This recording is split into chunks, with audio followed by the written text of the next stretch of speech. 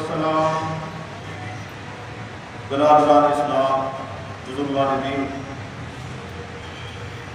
آج جمعے کی مختصر نشست میں 5-6 منٹ آپ حضرات کے سامنے گفتگو کرنی ہے۔ میں نے آپ کے سامنے جو آیت مبارکہ کا جملہ تلاوت کیا، فرمایا ادعونی استجب لکم۔ اللہ جل شانہ اپنی اس مقدس کتاب کے اندر فرما رہے ہیں کہ مجھ سے مانگو، میں تمہاری دعاؤں کو قبول کروں گا۔ اور حدیث مبارکہ کے اندر فرمایا الدعاء مخ العبادہ، دعا عبادت کا مغز ہے۔ میں اور آپ سوشل میڈیا پر اخبارات کے اندر دیکھ رہے ہیں کہ ہمارے فلسطین بھائیوں کے اوپر کس قدر ظلم ہو رہا ہے۔ ہم کم از کم اتنا تو کر سکتے ہیں، ان کے لیے دعا تو کر سکتے ہیں، کیونکہ ایک حدیث مبارکہ کے اندر فرمایا الدعاء سلاح المؤمن، کہ دعا مومن کا ہتھیار ہے۔ جب انسان کندھے کو حاضر رکھ کر، اپنے دل کو حاضر رکھ کر یکسوئی کے ساتھ اللہ سے مانگتا ہے، اللہ اس کی دعا کو قبول فرماتے ہیں۔ ایک حدیث مبارکہ کے اندر فرمایا ان اللہ لا يقبل الدعاء من قلب اللہ، کہ اللہ رب العزت غافل دل کی دعا کو قبول نہیں فرماتے۔ ہاتھ تو انسان اللہ کی طرف اٹھائے ہوئے ہیں، لیکن اس کا دل اور اس کا قلب جو ہے وہ اللہ کی طرف متوجہ نہیں، تو ایسے شخص کی دعا قبول نہیں ہوتی۔ دعا کے لیے ضروری ہے کہ انسان کا کھانا پینا جو ہے وہ حلال ہونا چاہیے دعا کی قبولیت کے لیے۔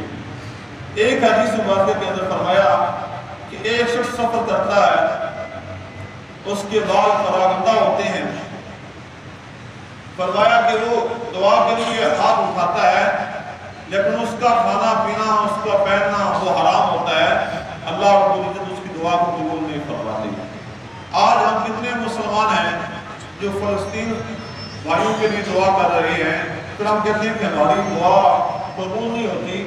اس لیے مجھے اور آپ کو اپنے کھانے اور پینے کی طرف غور کرنا چاہیے کہ آیا کہ میں اور آپ شب و روز جو خوراک استعمال کر رہے ہیں، آیا کہ وہ حلال ہے یا حرام ہے۔ تو اس لیے دعا میں سب سے پہلے بنیادی شرط یہ ہے کہ کھانا پینا انسان کا کیا ہو، حلال ہونا چاہیے۔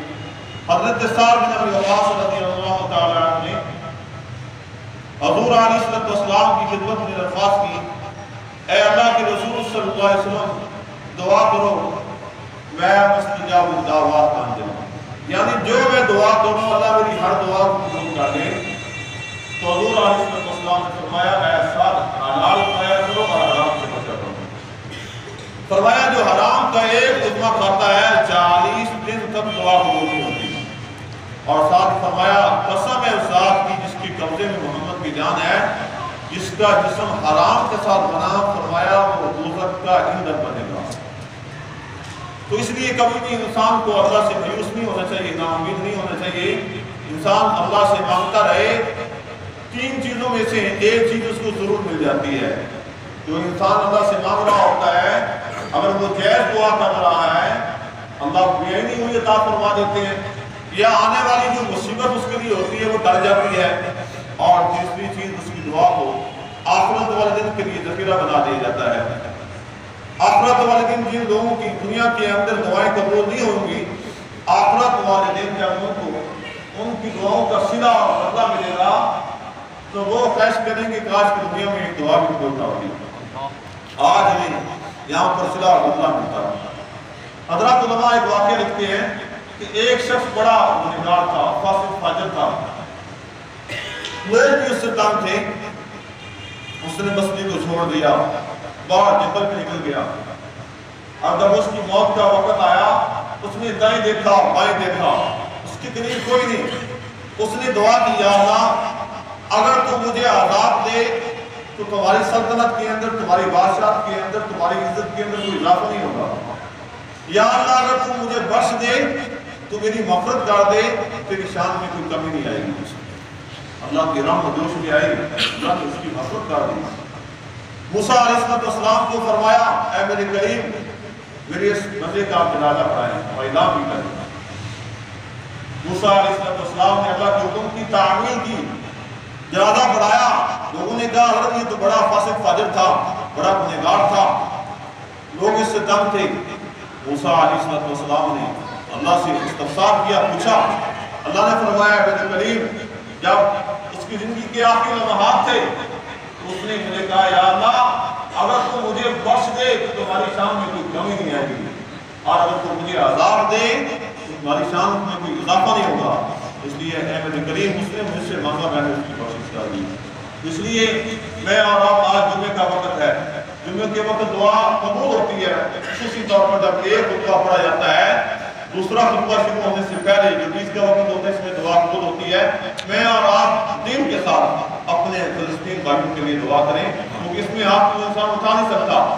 علماء نے لکھا ہے کہ خطبے کے بیچ کے اندر جو دعا کرنی ہے وہ دل سے کی جائے۔